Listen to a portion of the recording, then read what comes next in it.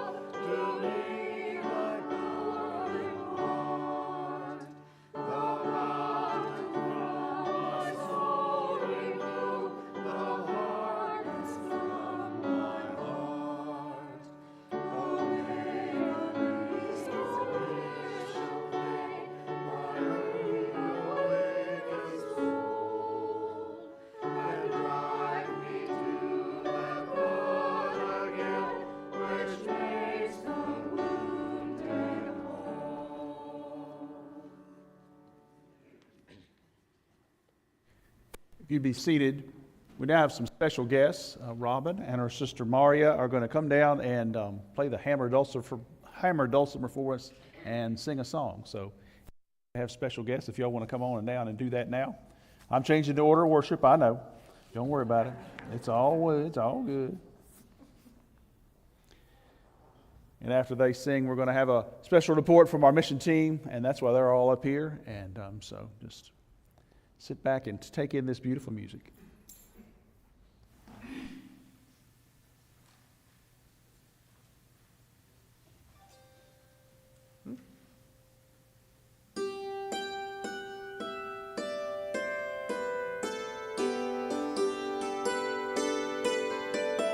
Go ye into the world and make disciples of all the nations. Go ye into the world, and I will be with you there.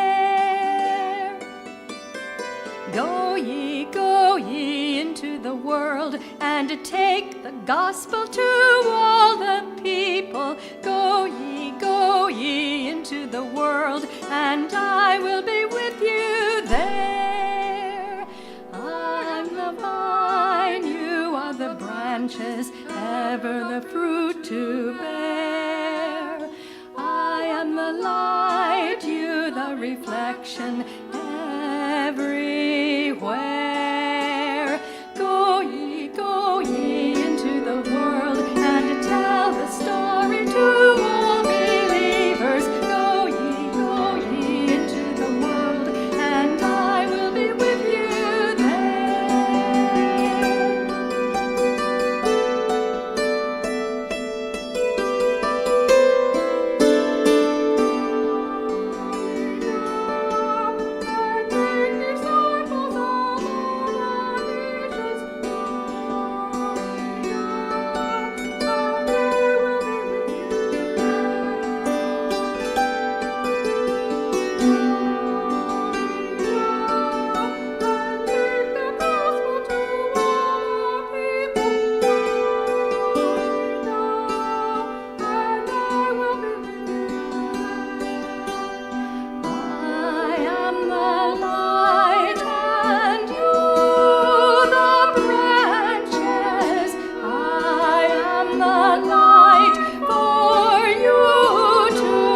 share.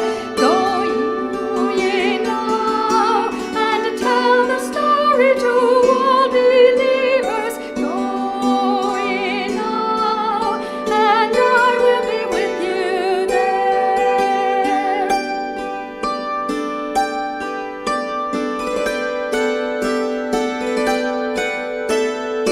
Go ye into the world and make disciples of all the nations. Go ye into the world, and I will be with you there. Go ye into the world and take the gospel to all the people. Go ye into the world, and I will be with you there. I am the vine, and you the branches. I am the light for you to share. Go ye into the world and tell the story to all believers. Go ye into the world, and I will be with you there. And I will be with you there.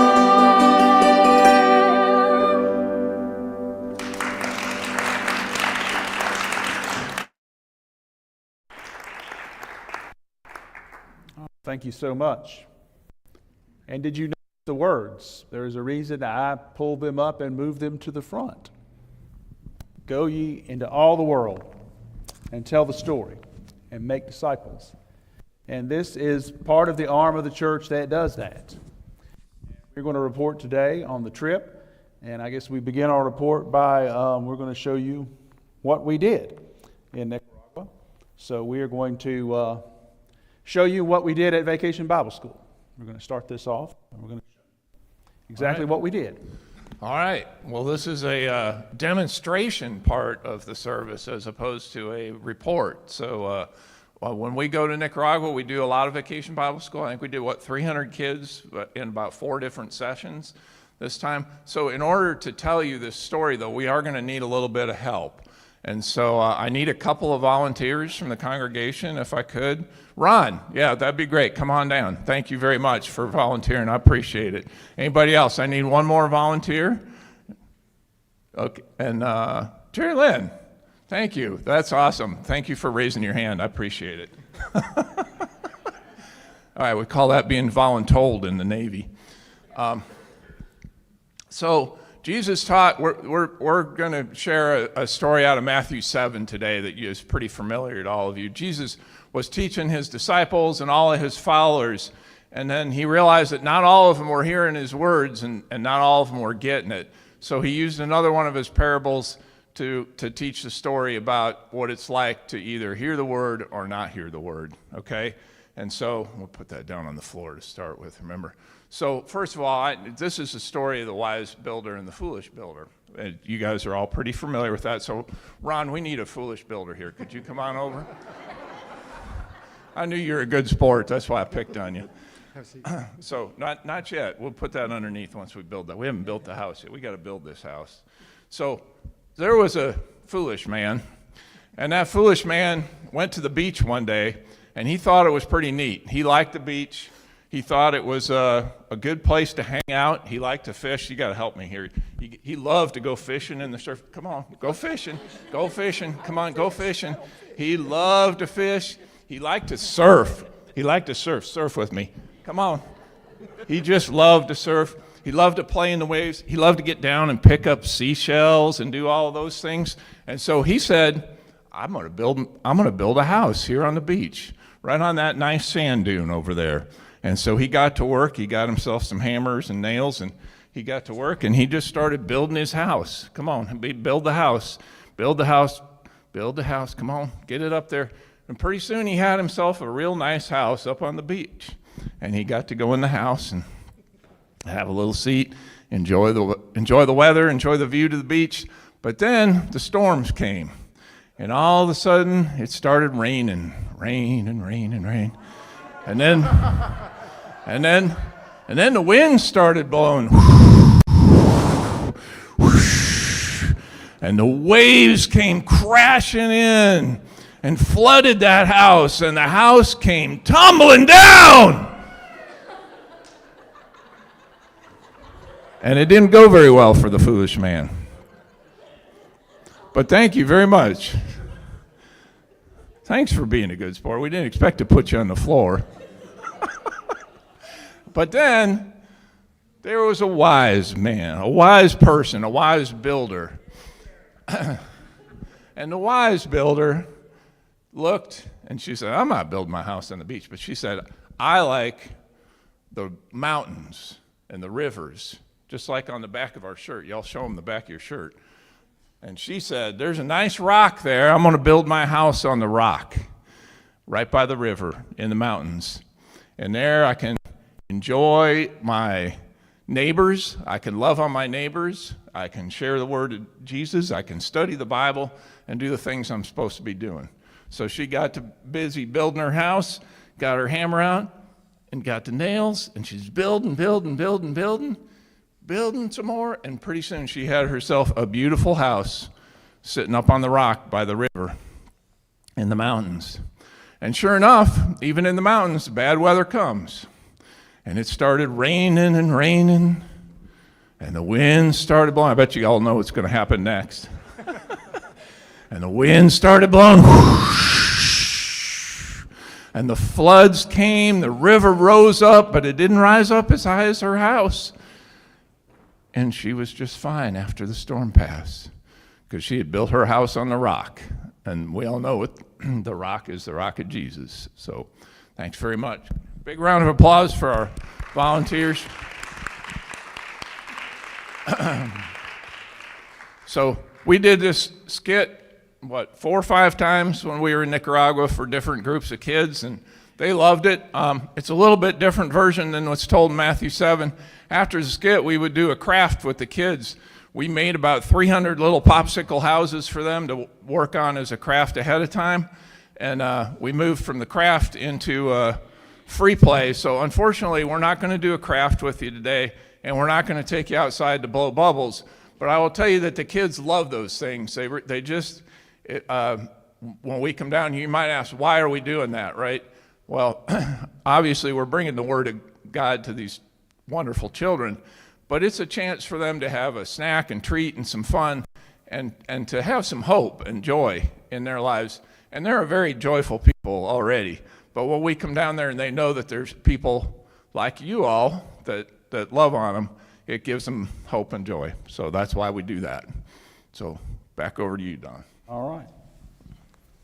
And having a visual lesson is easier, especially when you can't speak the same language as someone else and someone is interpreting. So it is a shorter scripture is good, and just having a visual lesson the kids can identify with makes a huge difference for them. But I'm going to ask a few questions of these people, why they do what they do and how that impacted them, and we're just going to work around. And they've all got questions they've turned into me, and I'm just going to work through them, and we'll work back and forth. And at some point, I'll give you an opportunity to ask questions that you may have of this group. But I'm going to start with Bree, so work her first. This was Bree's first trip, was it not? And It was. So Bree, being this is your first time, what do you think impacted you the most? Sort of what you guys have already said. They're so joyful. They don't have much at all. You'll see in some pictures, their houses are built out of little steel plates, not even walls. What our outhouses was pretty nice compared to what their outhouses are. But you never see them complaining. You never see them griping about the weather, about it being hot or raining all the time. Before we went, they had 2 weeks of solid rain. And we didn't hear them once complain about that. The kids, like Don was saying, we don't speak the same language, but you definitely can tell that they know what you're talking about. And then also just the resilience of them. We come back year after year for a reason. We see them grow. We see them use the supplies we give them to grow their families, to grow their income. So I think just the resilience of them, despite their situation, really impacted me. All right, thank you, Bree. If you'll pass the microphone over to Teresa there. Teresa, you've been multiple times now. Twice. Twice. And what perspective do you have after being 2 times? Well, about the same as everybody's saying. First of all, we go because we're led by God to go. And we're there to teach them the Word of God. These people already know God more than we ever thought of knowing Him. I go because of the people. I go for the relationships we build with them. And the kids, you know, if you ever sponsor a child down there, you'll know, you know, it's just one of the most amazing things you could ever do. They love you and you love them, and their whole family loves you. So it's mainly for the love and the friendship and the Word of God. Okay. And you gave a particular verse that you like. 1 Corinthians 16:14, that all that you do be done in love. And did you see that down there? Yes, you see it everywhere. And you really do. You really do. It is an impactful thing to see. Karen, talking about love, tell us about the afternoon that we spent with the kids from the school and what that was like for you. Each time that we've went to Nicaragua, we set aside an afternoon to spend time with the kids and the staff of the school that is there. This year, donations provided aided in the purchase of bats, baseballs, soccer balls, and the favorite, a water slide. With the water slide was small pools, beach balls, an outdoor bowling game. And so the kids just loved everything. It was a joyous time to just hang out with them. And they had never been on a water slide before. And so it was just so fun to watch them. It was just smiles all over the place. Us, them, it was just so fun. And it was so joyous to watch them race on it and play, and it looked so fun that Doug and I joined in. So we got on the slide with them, and the older kids played baseball and soccer with some of our other team joining in, and it was a great opportunity for relationship building with the kids, the staff, and those of us who sponsor a child, we got to play with them and grow closer to them. And just something that I thought as I was trying to figure out what to say is God showed up and did more through us than we could do on our own. Thanks. Is there anybody else that wants to talk about that afternoon, about what that was like for you and the rest of the group? I know you're not ready for that question, but Yeah, I can speak to I don't think Yeah. yours is working. you're on. I can speak to that. It was wonderful seeing God's hand at work. Those kids just had so much fun.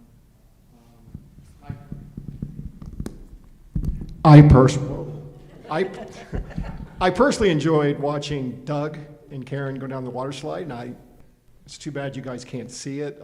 It was quite joyous. And you enjoyed putting soap down to make it go faster. I did. And I also got to play baseball with a couple of the kids. Unfortunately, I did ground out to third. I did make contact at least, but it was truly God's hand at work. Those kids looked like it was Christmas morning to our kids. They just enjoyed it so much. It was very joyous.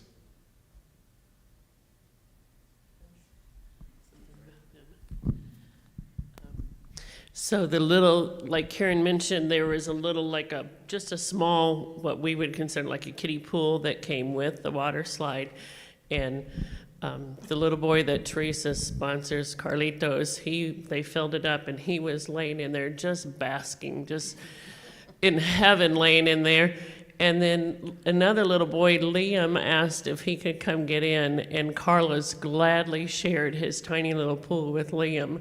And together they had more fun than Carlos was in heaven, but when he shared and Liam got in there, it was twice the fun. So it was good. Taught me a lesson. It's more fun when you do it with somebody else.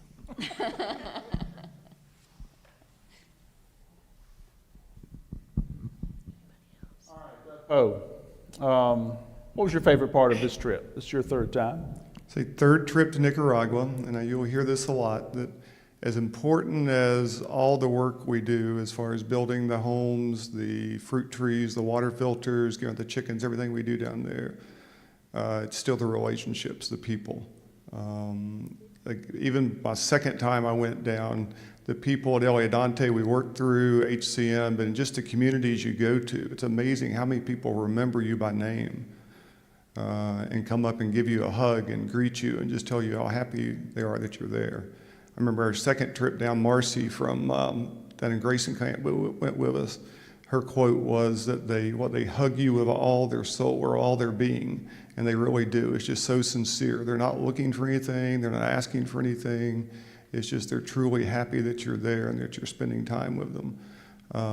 Jennifer and I sponsor two sisters down there, Grindy and Alexandra, and just the relationship with them and all the kids down there is just amazing. I mean, again, kids in the community you haven't seen in a year, and they come up and give you a hug and remember you. And we're not the only team going down there. There are multiple teams going down, but they still remember you.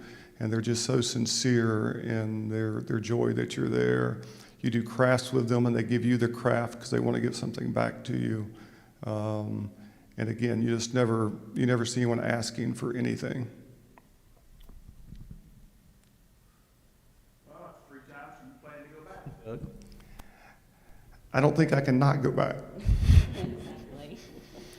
Grindy and Alexander are always sending me messages through social media and WhatsApp, and they're older teens, they stay in contact with you. And of course, Jennifer sees those messages, and she said, I don't know how you haven't moved to Nicaragua already.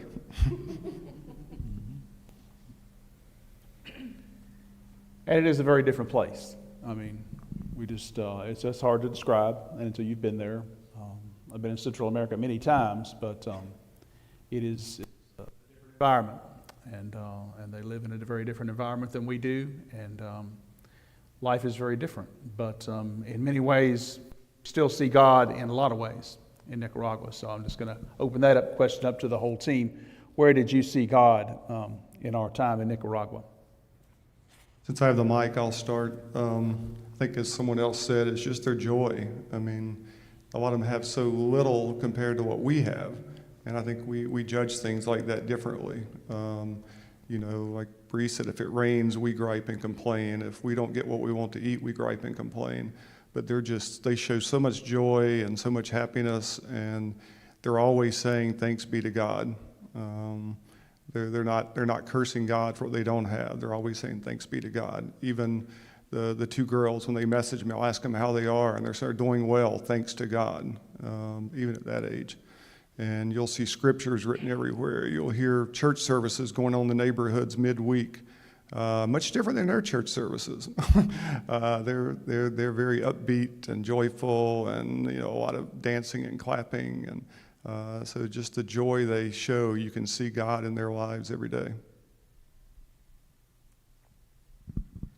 And to speak on that, one day, I think it was Saturday, I can't remember, there was at the feeding center that we've helped in the past to get together, there was this huge kitchen, and with these huge pots, and making slaw, and what else was it? The pork, and it was just so fun to help do that and to serve the children. And it took time, When we got there, the children were already seated at their tables. 114 or so? Yeah, 114 kids. And they sat there so patiently. And I don't know how much time it took, but we were there quite a bit preparing this and plating it and distributing it. And they patiently waited. There was it just amazed us that there was no complaining or they just sat there so sweetly and waited. And to me, that just, I don't know.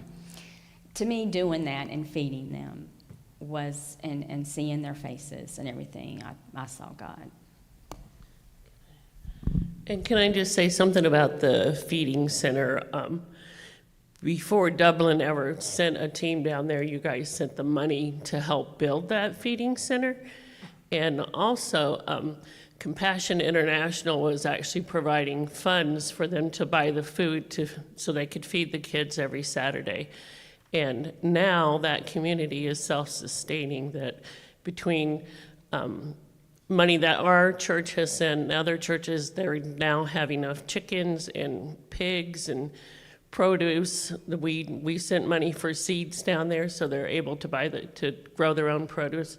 So that community is now feeding itself because of you guys. And I would just like to pile on to what Melissa was saying, because that's where I see God all over this place. As you guys know, you've heard us talk about it, but the amount of love this church has shown, and you all are part of that.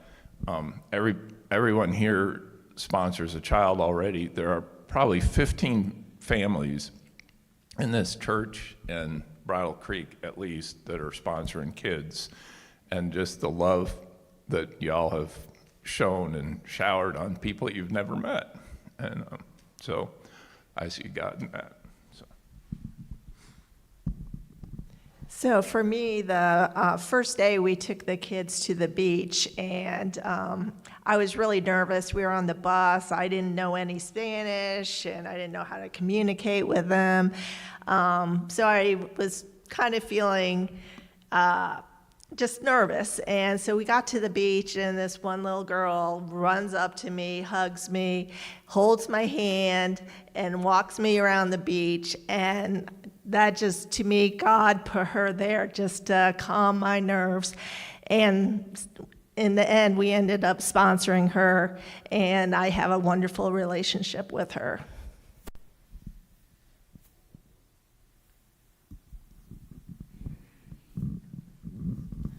I guess with me, it was when we first seen the kids the first day. They all come running to you. And and the parents even, they tell you thanks for loving their children. And sometimes they have to do it in a way that you've just got to figure out what they're saying. But you see it everywhere down there when it comes to the kids.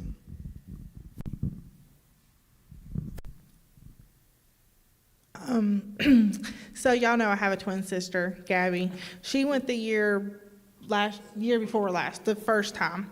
So when we got down there, we got off the bus, and there's all kinds of people there waiting for you.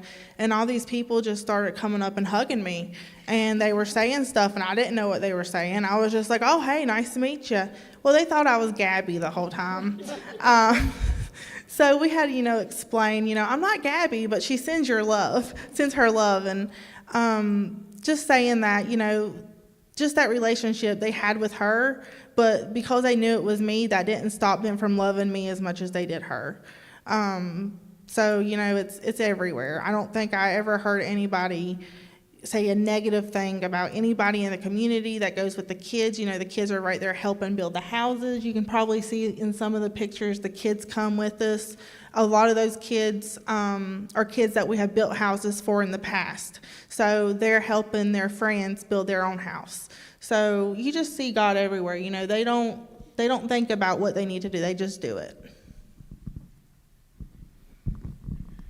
Well, we'll go back to the day that we went to the beach.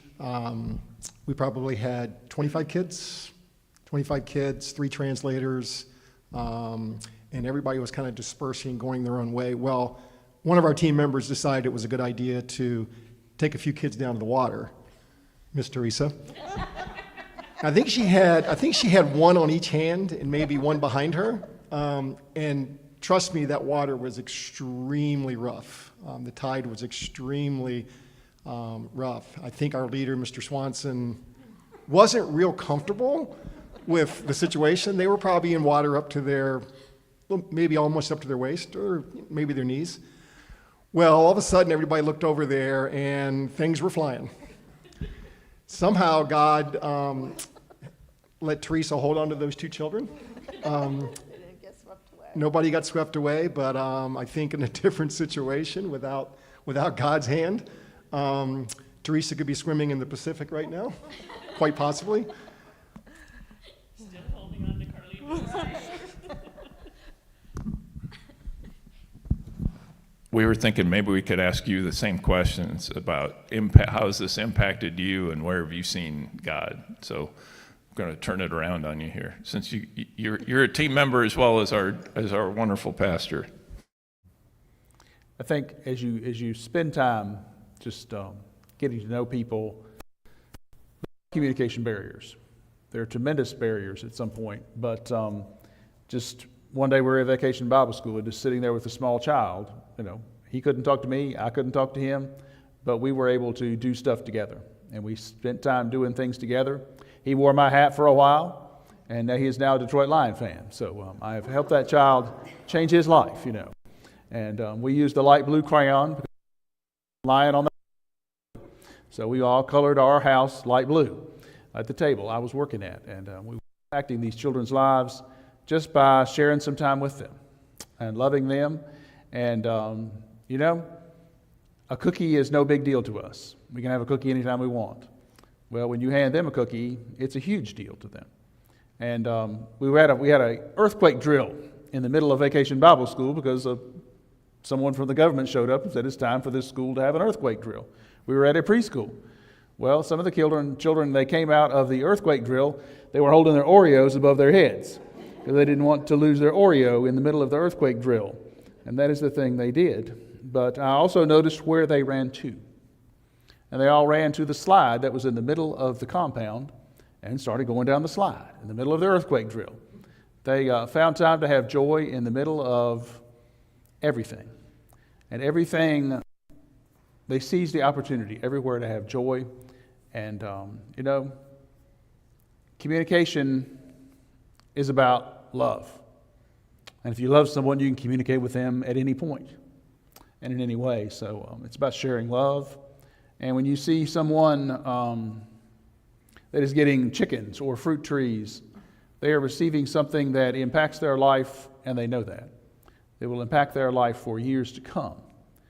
And that is where you see God in the fact that they realize there are people that don't know them, that continue to show up, and some people in this team have been going for years and are known in the community. Some of us were brand new, as we've said, and they see that there are people that just continue to want to be in relationship with them. And what they give us is vital spiritually, because this is something, and that's one of the questions I will turn back to the team now. How does this change you spiritually to be a part of something like this? Because that is the real question for us.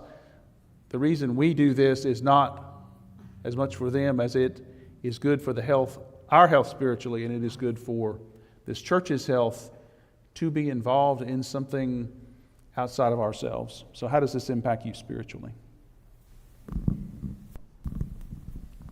I'll have to say that probably 2 years ago, the Swansons, started mentioning going to Nicaragua, and it was clearly outside of my comfort zone.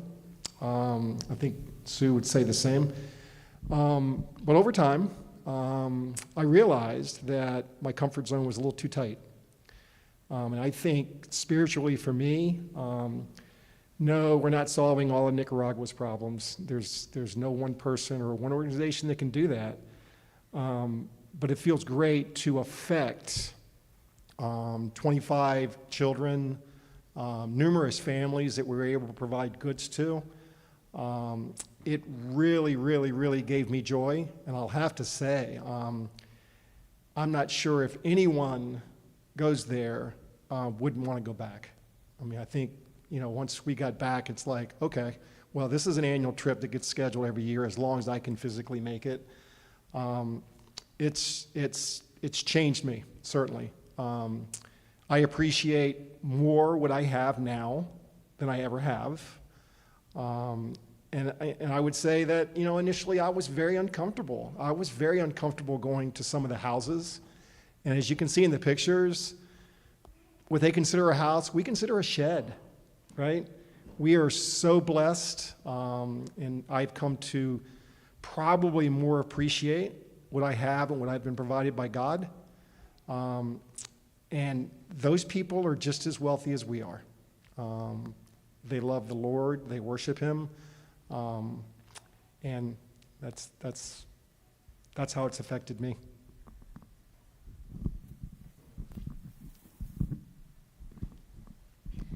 Well, for one thing, it humbles you.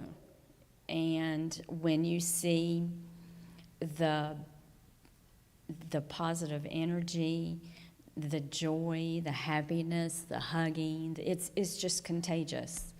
They bless you. You know, when you go there, it's your intention to help, but it turns out the other way around.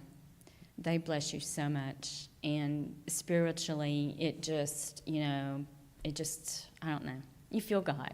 You feel God. Anybody else? I say,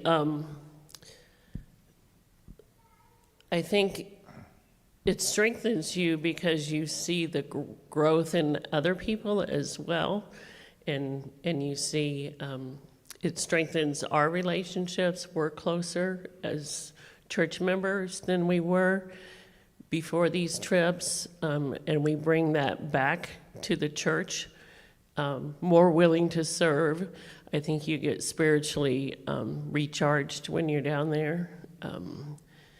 You can be in the Word all the time, but then actually doing the Word makes your relationship with God stronger. And I especially feel God's presence down there when you pray with the people, whenever we give them trees or chickens or whatever we're doing with them. Even, just building the house with them, we dedicate the house. Everybody lays hands on the house and you pray. And I feel God's presence when we're praying down there. Like, I don't feel it anywhere else. So. Let me just adapt the question a little bit. Is there anything about the trip that made you feel uncomfortable? And that's Sue's question in particular, but. It was mine. Actually. Okay, use yours? Okay. I think I've already answered this. When we went to the first, and I forget whose house it was, the first house. Javier's house.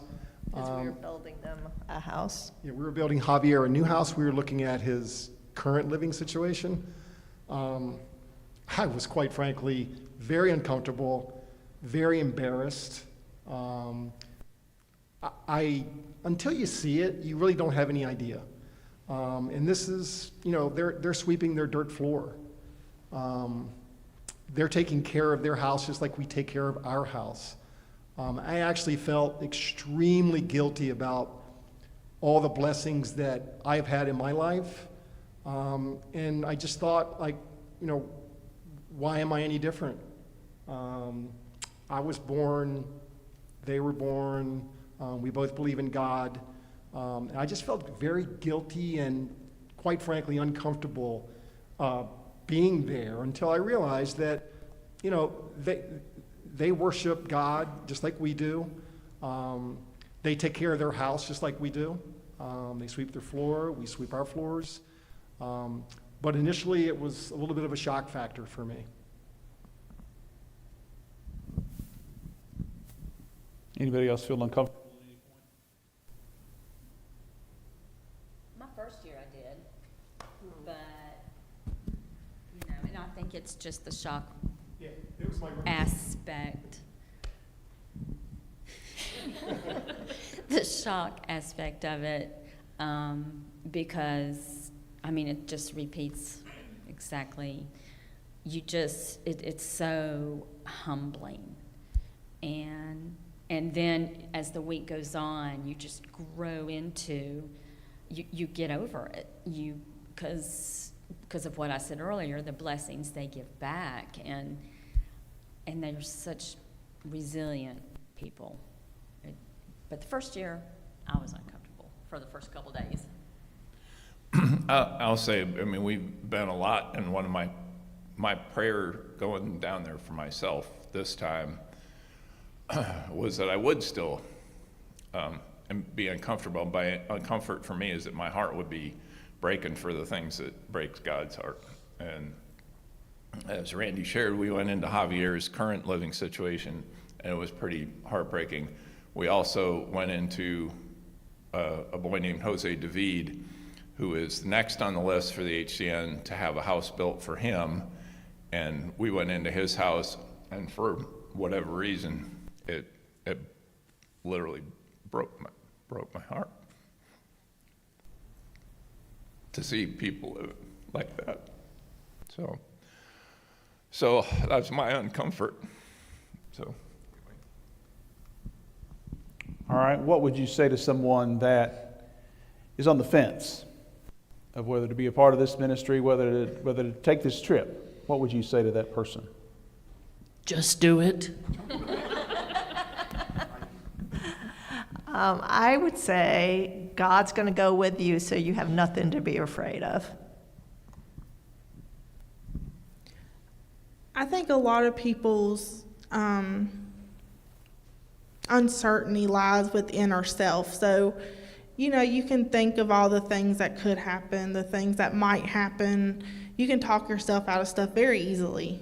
I know when I was planning on going, one thing that sort of made me, back to the other question, uncomfortable was thinking, oh my gosh, I'm going to have to pray in front of people. I'm going to have to pray with people I don't know. I'm going to have to walk up to random people and just have conversations. And I mean, I might not act shy, but I can be. And, I was thinking that's going to be something I really struggle with. But, you put that in God's hands and the words just come to you. You don't have to worry about it. So if you're afraid, you're not going to know what to say, you're not going to know what to do, you will. It'll come as natural as anything else. So I think just step out on a limb and just take a chance with it. I was a little afraid about communicating with the children there and the staff, and I realized that all you need to do is smile and hug them, and you could communicate anything through those two things. So I would just say go.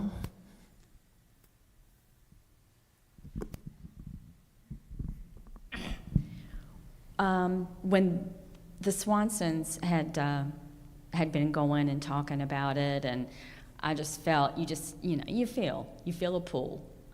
You feel, and then I would say, no, I can't do that, I can't do that. But then, you just, I don't know how to explain it. It's a feeling, it's a purpose. You feel a purpose. It gave me a purpose, and I will always go. You always want to go back.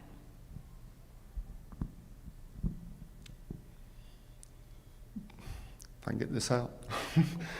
Before I went the first time, I was on the fence for a long time. And one of the many times Doug talked about it before the first trip, he was up front talking about what we would be doing 6 months down the road if people wanted to go. And I was standing in the back. And I just felt God say, you're going. I mean, it wasn't a choice. So I just say, listen to God, and then you'll know whether you should be going or not, but just truly listen.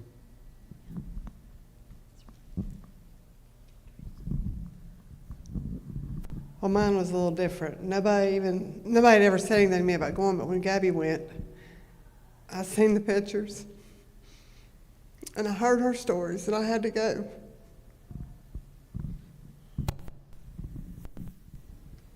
All right, I want to open up an opportunity, and do any of you have any questions you'd like to have answered? Anything you want to know about? Did you have an inside bathroom? We'll talk about bathrooms. All right, so yes, where we stayed was a wonderful complex. We basically had 2 dorm rooms for the males and the females, and being of my age, as some can relate, we need to carefully plan. When we go out on trips in the afternoon, carefully plan our bathroom visits. However, there was one day where I didn't plan as well as I should have, and we got to one of the houses, and fortunately, we had 3 wonderful translators that traveled with us, and the individual's name was Harveen, was one of the translators, and I tapped Harveen on the shoulder and said, I really need a big favor. And he said, what do you need? I said, well, I really need to go to the bathroom. And it was one of the most humbling experiences I've ever had, because I got to use their, I guess you would call it a bathroom, but it did have a door. Harveen guarded the door while I was in there. Actually, the little boy did put his foot up against the door to hold it. That's right, closed. that's right.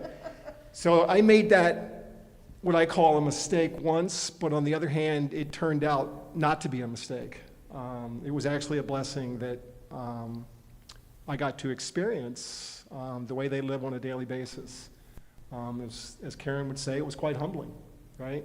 There was no light switch to turn on. There was no toilet to flush. There was no sink to wash my hands.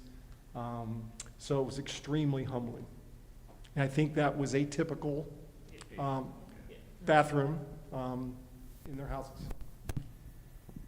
But like Randy was saying, where you stay is very, compared to other parts of Nicaragua, is very modernized. You know, they have a full kitchen. We have bathrooms that flush. It's the same bathrooms we have at home pretty much. The only difference is you have to learn not to flush the toilet paper. And that is a very hard thing to learn.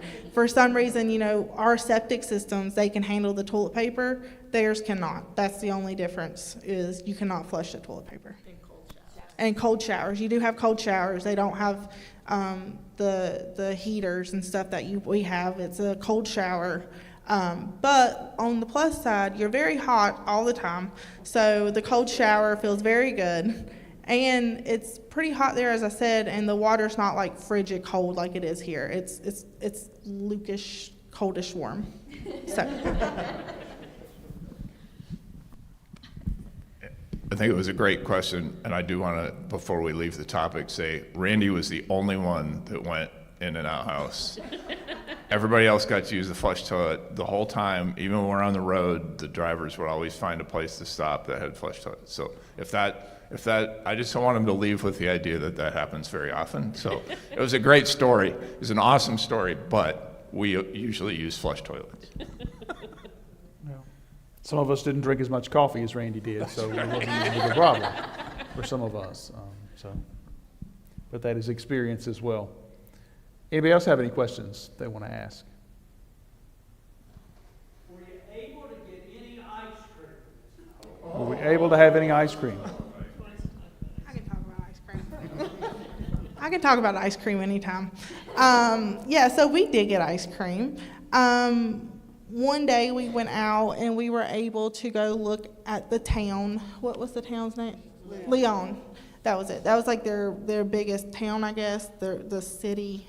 And we got to go tour the cathedral. It's a very old cathedral, I think from the 1700s. So we did get to do that. We got to tour that. It was very, very nice. But one individual from the other church, Danny, he's the pastor there. He loves ice cream about as much as anybody else. So we did find ice cream. We went to a little ice cream shop. It was a great experience. We all got ice cream. We got to share it. We stood on the street and ate our ice cream. So it's not all work. You do get those little moments of you get to experience, Nicaragua. We also, the afternoon of the water slide and the baseball and stuff, we got ice cream for the kids, and that was a lot of fun to see them enjoy ice cream. And there again, they were not greedy. They just took their whatever they were served and they ate it, and they didn't ask for more. They're just so polite.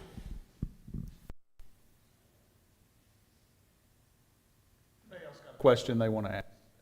I would just say thanks to Bob for the ice cream for the kids. Yes. Yeah, the money for the ice cream from the kids comes from the aluminum that we recycle up in the thing.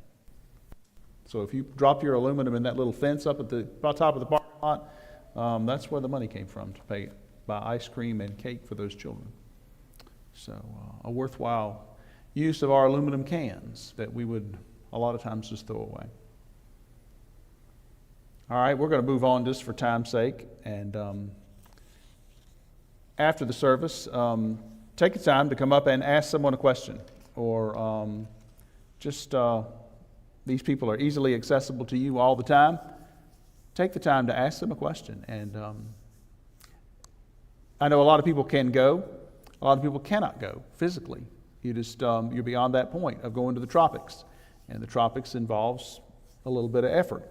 But you can be a part of this ministry in lots of ways. You can be a part of local missions in lots of ways. There's a local mission thing going to happen this week at somebody's house. Somebody needs a rail put up, and that's going to happen. So there's lots of ways you can be a part of missions and never leave this community. So just be thinking about that. Be praying about that. And now we're going to move into a time of prayer right now as we pray together. But be praying about what God is calling you to do and where that is and for who that is. But this morning we need to be praying for Jennifer Hodge, for June Everhart, for the family of Willard Akers, who passed away this week. And his service will be on Saturday at Mullins at 1 o'clock. So we certainly need to be in prayer. And, John and Lisa are here. And just be in prayer for that whole family, though. We need to pray for Ken Alexander, as he's had some surgery and is recovering from that. Patsy Akers is still trying to recover from her fall. For John and Gwen Spangler, who've been in and out of the emergency room a couple times this week. Pray for Kimberly Ingram. Kimberly's having some issues about her long-term health. For Kim Nelson and for Ronnie Gravely. Do we have unspoken prayer requests this morning? Many. But as Bob comes to offer a prayer this morning for us, I would remind you, you can just come grab this microphone, Bob. Be in prayer for what God is calling you to do in your life, and think about that a little bit. And pray for each other, pray for this church, especially pray for our nation and our world as we battle lots of things. It's time for show and tell. Bob has a prop. That is. Yeah, it's working. Thursday night, I came into this church, and it was Noah's Ark. Water was coming down straight from the steeple into the floor. So I got trash cans and put them everywhere. And later, Hannah came and put plastic down on the floor. It just wasn't dripping. It was raining in the church. And I came back at 9 o'clock, and guess what? It was still raining in the church. They said it had rained for 2 weeks in Nicaragua. Nobody complained. I complained. It finally stopped, and everything's all right, isn't it? We made it. A little bit of rain, we can deal with that. So we give thanks to God that everything's okay. The church made it. And we give thanks for this group that went to Nicaragua and everybody that supported the program. In Jesus' name we pray. Amen. Amen. Thank you, Bob. We've got a couple announcements this morning. Trustees have a meeting this week, and at 7 o'clock in room 107 on the 13th. Things we've got to get and be about business church. Also, go back to that first slide. The backpack program collects ounce jars of butter, stock chicken noodle soup. If you can pay attention to that. All right, keep rolling through the slides there for me. And the back to school party for the children has been canceled. No one RSVP'd for it, and reached out to some people yesterday, and they're all not available. So that event is canceled for today. Cheerful Adults are going to the Rock House Marina on Thursday. Thursday is not the 5th. 5th of September, okay. Thursday the 5th of September at noon. The cost will be $5 for you, and the church will pick up the rest. if you'll just RSVP by the end of this month, that'll be plenty of time. So I know it's a little out of our comfort zone here, but there are bathrooms at the Rock House Marina, so you're going to be fine. Food's good. It's just a chance to get out and go somewhere you may not have been. But a lot of people at the church work at the Rock House Marina, and the food is good. And so cheerful adults are going to venture out a little bit. So go on and come, and we'll get you in and out, and it's going to be a good time. So take advantage of that. Go Pulaski's on September 28th. If you want to help with that, and if you need some help from them, mention that to me, and we will take advantage of that. Also, the United Methodist Church is putting on a mission team training here on Saturday, September 14th from 9 a.m. to 1 p.m. And you can contact the church office. And this is an opportunity if you want to help be a team leader for any kind of mission work here in the United States or somewhere else. This is a chance to get the training you need, and you can get the details about it. You can just come and learn the details from Mike Sluter, as someone from the conference that has been all over the world and has done a lot of mission work, and this is a great opportunity for us to host that. And there'll be people from churches all through this area that come to this training, and it is a vital thing to learn how to do things the correct way, what to do and what not to do. So this is a great chance for us. I believe that is all the announcements today, and we are going to punt the last hymn because it's time for Sunday school. So if you will receive this benediction, as the song said at the very beginning of our service, we need to go and tell the story of Jesus all over the world. Do that by going in our neighborhood and doing something for someone. We can do that by helping at the elementary school. We can do that by going far away to a place like Leon, Nicaragua. There are lots of ways we can tell the story of Jesus and be the hands and feet of Jesus Christ. So take advantage of the opportunities God has given you and seize those opportunities every chance you get. Have a great week.